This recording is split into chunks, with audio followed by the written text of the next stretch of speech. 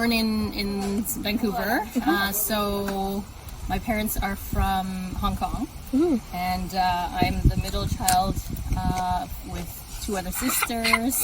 I have been working at Frog Hollow for about 5 years. And, currently we're doing a lot of projects on decolonizing work, and so I am very honored to be able to be connected with that work and with communities. We're working on multiple things. The name of the project when it first began was called the Frog Spirit Project.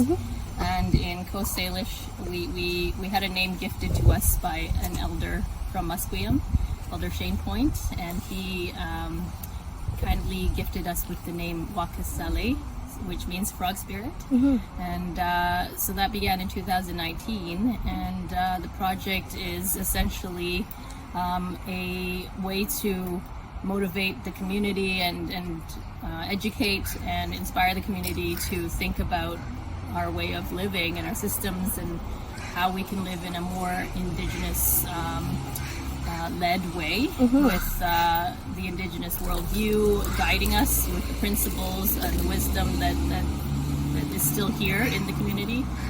Yeah, I love gardening, especially when you've got a group. I found that this, interaction with others, similar, right? People with similar interests. This is just amazing. I really appreciate this the friendship that we built. But my name is Magda Kaczmarska, and I'm delighted to be here today with some of our participants from the Brain Health and Community Stories in the Moment for All. For me, the most intriguing challenge is that what's being studied here is not necessarily the activity, but rather the coming together to do activity and how that impacts our brain health.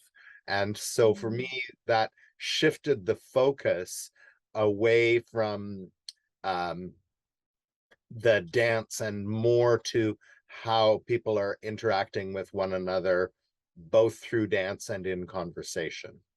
The prompts were a sentence about you and your origins, a sentence about your favorite memory, and then a sentence about how you're feeling lately or right now today.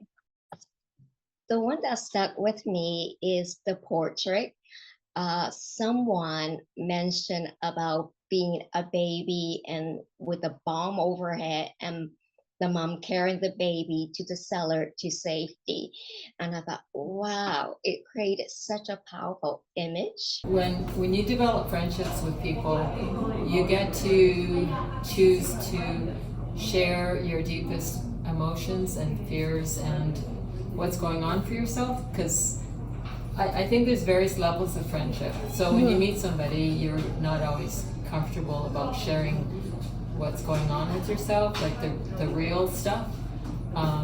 But as you get to know people and you develop a deeper relationship, then you feel more able and willing to share what's really going on.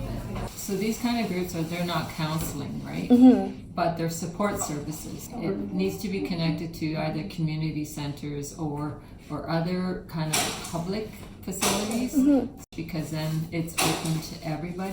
It was quite nice after the program wrap up to come together with Dan and actually physically meet people and have lunch together.